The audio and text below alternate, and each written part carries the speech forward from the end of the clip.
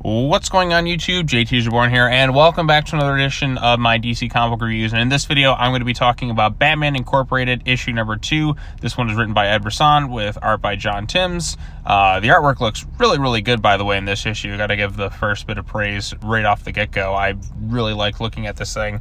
And yeah, so this is the second issue of Batman Incorporated, or at this point, let's just call it Ghostmaker Incorporated, because I know it's about Batman Incorporated, but Ghostmaker is just kind of leading it. And yeah, so you might as well just call this a Ghostmaker book, but at the same time you still have all these other characters in there.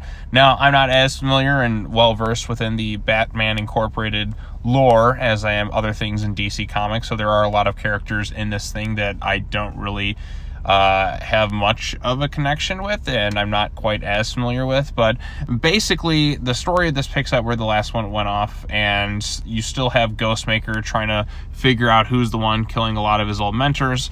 He comes across someone named Sky Spider, who clearly there's some sort of past history tension between the two of them. You can argue that there is definitely some sexual tension there based on the way they're positioned within the art in this issue.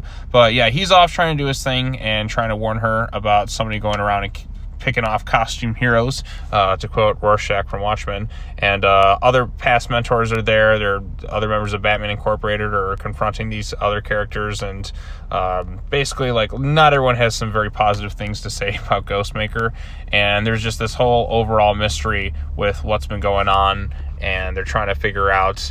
And the ending of the issue, Sky Spider kind of gets injured and almost killed, but something goes off. Ghostmaker snaps at Clown Hunter, but of course, Clown Hunter being Clown Hunter, he immediately gets kind of taken out, and he kind of ends up being captured by somebody known as Phantom One, someone who is said to be Ghostmaker's first sidekick, so who Ghostmaker had ended up killing at some point. So yeah, that's basically the issue in a nutshell. There's a lot more details than that, but I'm not going to fully get into them. You should just check out the issue yourself. In terms of Batman Incorporated, the story itself, it's all right so far. Nothing quite terrible or nothing quite amazing so far with it. I think I'd probably care more if I knew more about the Batman Incorporated characters that are sprinkled in throughout this thing, and that way I'd be a little bit more invested in it, because like as it stands, there are a lot of different characters sprinkled in throughout the series, and it's kind of hard for me to remember who's here. I'm more familiar with Ghostmaker and Clown Hunter because they are rather more new and recent characters who appeared in the Tynion run.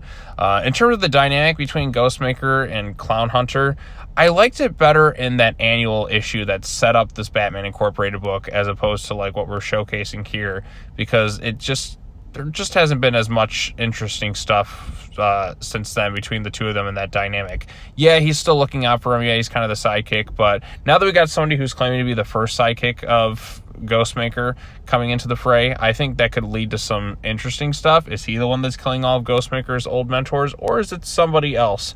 Only time will tell. But as it stands, Batman Incorporated has been pretty decent so far. I'm not really loving it, not really hating it or anything like that.